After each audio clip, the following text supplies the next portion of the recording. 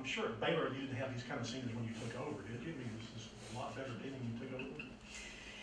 Correct. We didn't have this talented a group of seniors. How soon did I know they were talented? Well, when you got on the floor in practice, you knew, but I had nothing to compare it to. I'd, not played in the SEC. I played against SEC teams, but not just in the league. So I guess once we started playing in the SEC, you could gauge a little bit that, hey, we can compete. We can compete in this league. Still didn't think we could be doing what we're doing, but that's probably my personality. I'm kind of cautiously optimistic and just stay focused in the moment and let's just get better every day.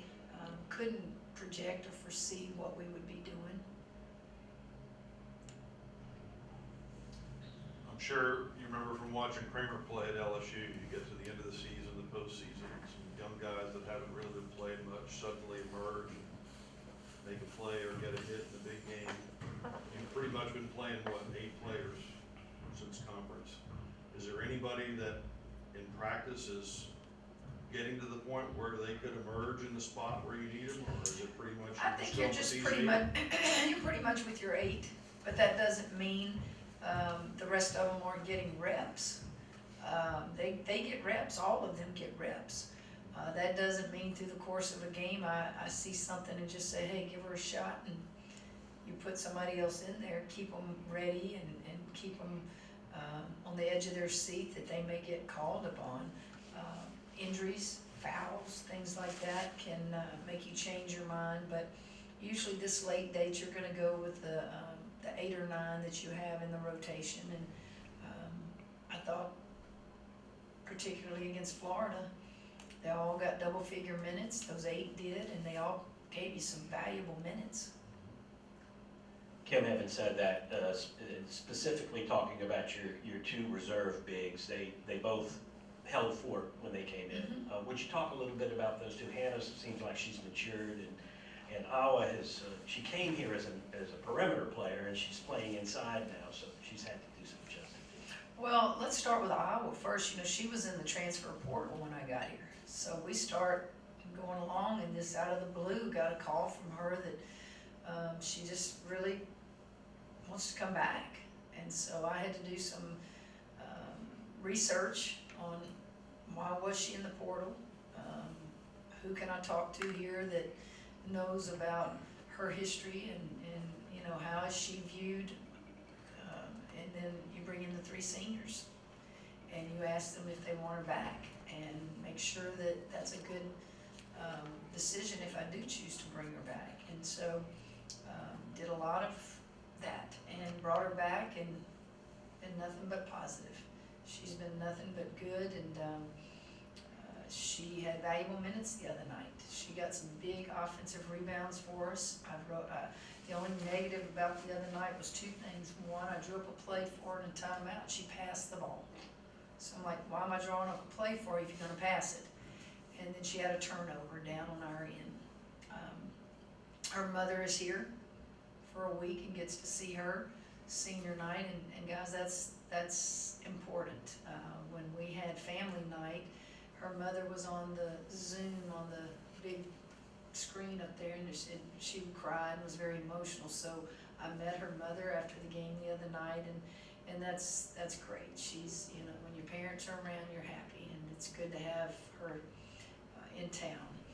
Hannah is, had an up and down year, and she started for us at the beginning, and she's had good moments, but what you weren't getting was just consistent. Just give us something consistently, and I hope that what you saw the other night is at the beginning of a continuation of some consistency in her play. She wanted the ball against Florida. I challenged her and Foss sitting on the bench over there. Basically, our perimeter's trying, but they're not hitting tonight. All we need is for you guys to demand the basketball and make us throw it in there to you. And I just remember one time in front of our bench, Hannah did. She finished, she got fouled, she didn't make the free throw, but it was a sign of, Coach, I listened to what you said. And Kim, I know you don't like to compare probably which is better, but what's different about maybe the Big 12 from the SEC now that you've been almost through the whole season? The number of teams, just a number of teams, you know, the Big 12 was what, 10? What do we have in this league? I can't even count, it's somebody different every week. Just the number of teams. You know, basketball,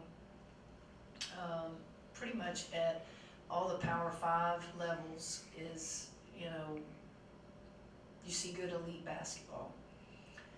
Because of the number of teams in the league, it's proportionally accurate to say you're probably going to have more that are really good than if you only, you know, had 10. But there were years that the Big 12, you know, had a lot of elite teams. But I would just say just the number of sheer numbers, you know, just make it tougher. Yeah, speaking of reserves, aside from the offense, what does Ryan Payne give you? It seems like there might be something that might be going haywire on the court, and you'll put her in there. She kind of smooths things out? What does she do besides the offense? Well, she's instant offense. Sometimes I tell her if you forget a play or you can't make a pass, just shoot it, and I think she does. She has tremendous speed and quickness. It's really quick hands, quick feet. She's been a spark for us in a lot of games. The thing I tell her when you go in is don't turn the ball over and don't give up dribble penetration. And I think those are things she's improved on, but we have to continue, you know, to help her a little bit. But she is, she can substitute for any of the 3 perimeter players. She can, you know, play on the floor with a point guard, and she can also be on the floor and be the point guard. We at Mississippi State the other night, she hits what, 6 to 8 points. There was a game, I forget, of recent where we went 3 or 4 minutes and didn't score, and she hits a baseline jumper for us. She's not afraid to pull the trigger, and if you're a sub coming off the bench, I'm a little bit shorter with that rope. I'll pull you quicker probably. Not that that's right or fair, but she's been able to handle that in a way. I'm sure she doesn't like it, but she's been able to be productive and handle it in a way that's good for her and good for our team. All 3 seniors are having their best years, and usually seniors do that, but with a different coach, how do you identify things to make each of those people better, to really raise their level? How did you identify what player needed what to make them better? Well, it certainly wasn't the workouts that we had before starting as a team, because I didn't have those workouts. It certainly wasn't recruiting, because I didn't recruit any of them. It is basically do our job when we get on the floor with them, and everybody observe, watch, talk about it when we have staff meetings, talk about it in film session. You know, just tell them, I think this kid's got to get better at this. We got to do this. We got to make this kid think this, and just a combination of coaches just working together to hide our weaknesses, to make our strengths better, and really just to build confidence in them and teach them how to play hard. Just teach them how to play hard and extended minutes. You know, we don't have just a ton of depth, but I don't, in the history of my coaching, I don't really play a lot of depth. 8 to 9 players is about all I ever play, and it just worked every day from the time we had them. Are you expecting Autumn and Lex back next year? Now, Autumn's done. She doesn't have any more eligibility. Yeah, I expect Lex to come back. But you know, that's today. You never know about kids. I don't have any problems like, oh, man, I can't wait for the season to be over. Let me help them out the door. Or, oh, I bet this one, I don't even think about it like that anymore, because the transfer portal, it's here to stay. It's been here. You have the unexpected happen, and you just have to live with it. But yeah, I don't see why she wouldn't be back. Stopping the ball seemed to be a problem. Florida, stopping the ball has been a problem for every team that plays against Florida. They just throw it in so quick.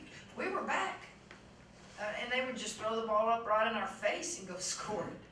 So we could be back in transition. We were putting two back. They're just good, and that's what they do. And I thought that layups, they got tons of layups early. It wasn't like that wasn't on the scouting report.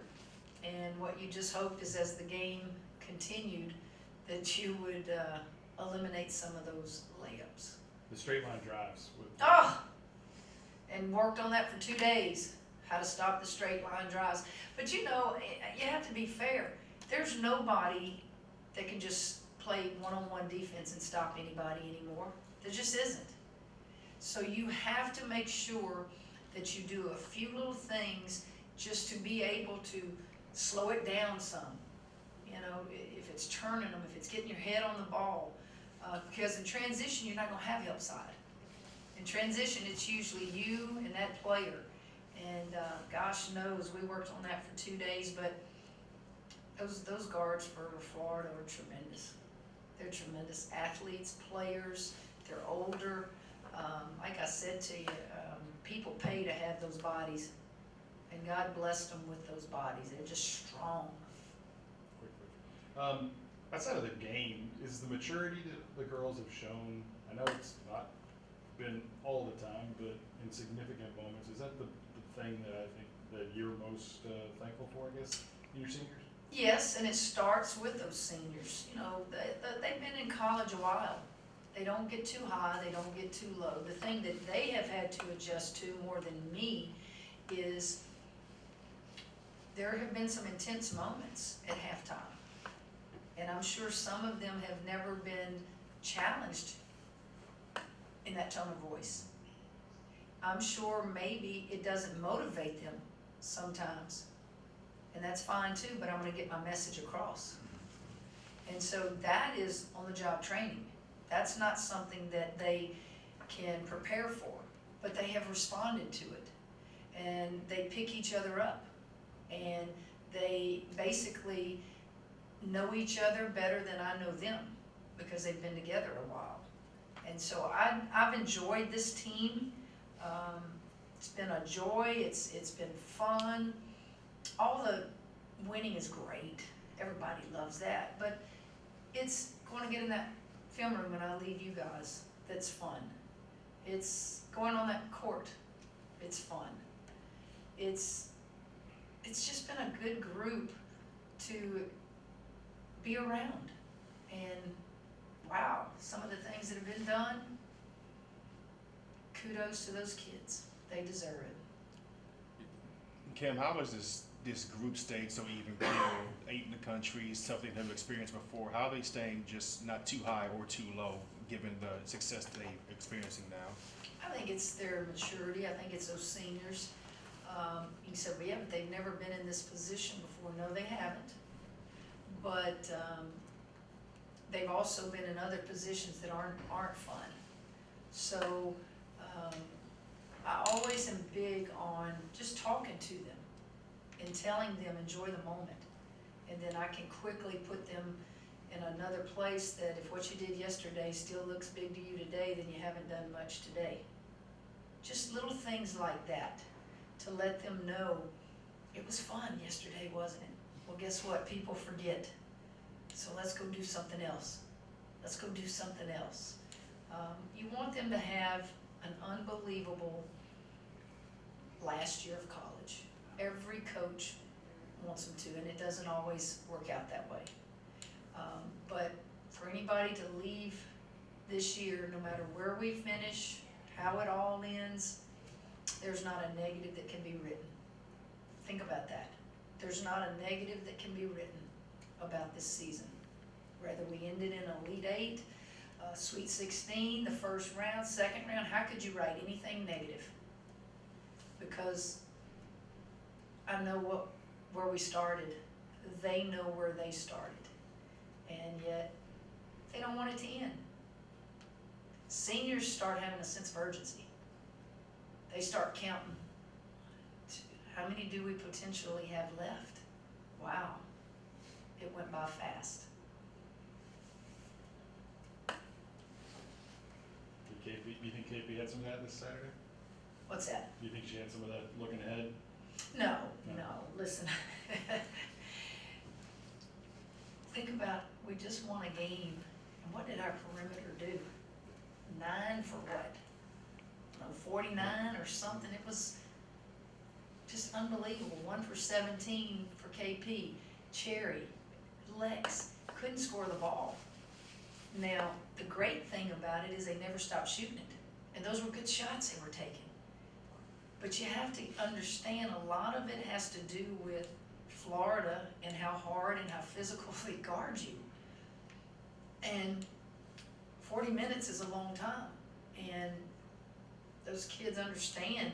Man, I just spent 20 seconds getting it up the floor against them. Oh wow, I'm wide open. And they, short, or they shoot it long. But yet I turn it around and think, we're doing the same thing to them. We're guarding them, and they're missing shots. So it just kind of balanced, and we washed each other off. And so that's why post-play really was the difference in the game. Kim, Alabama's playing better. Can you talk a little bit about them? They look like they're an improving team. Shoot a lot of threes. I'm very familiar with Christy and her husband Kelly. We coached together at Louisiana Tech. She's a Louisiana girl. She's from, went to LaSalle High School, played for her mother. You know where LaSalle is? Come on. No. Allah, go look it up. De LaSalle is in New Orleans. This is LaSalle, little country school. And she went to, at the time, Northeast. She's a ULM girl. Kelly's from Texas, her husband, so we were very familiar with each other. When they were at Texas Tech, we had many battles when I was at Baylor. Kelly, or Christy's team, is fighting to maybe be on that bubble, to be talked about as being the 8th, 9th team from our league to get a bid. So if you talk about when is the best time to get hot and beat some people, it's now, and she's done that. Shoot a lot of threes. And she mixes her defenses up. She'll play you some man, she'll play you some zone. They're going to push it. So we will be prepared. We'll get in that film room today and try to match up with them and understand that they play hard too. They're not going to come in here and you're just going to beat them. It's going to be a ball game, as all of them have been. Time for a couple more questions, guys. What is the key to being the team that you are now, in a position of where, this team's, they're trying to just get in the tournament. You're trying to be as high a seed as you can in the SEC and the NCAA tournament, which is pretty high. What is the key to that? Well, I don't know that key to doing it is you had to win to get in this position, but how do you keep the team's attention? You tell them. You tell them. I told them, as I told y'all a month ago, we control our own destiny. And I explained to them, what do you mean by that? And I showed them the standings, and I showed them the remaining games. So we've kind of kept, that every time I see them is 2 more. If you can win 2 more, it can be the 2 seed. If it doesn't happen, you can still be a top 4 seed at the SEC, and you can still be a top 4 seed in the NCAA tournament. Just talk to them about it. I wondered when I told them, sometimes you wonder, is it good to talk about it or not talk about it? Heck, it's good to talk about it. If I don't tell them, somebody else is, and they're going to read it somewhere else, and I just want to make sure the information they get comes from me, and it's correct information. And just tell them, lay it out there for them. And you hope as competitors that gives them a little bit more incentive. All right, guys, thank you.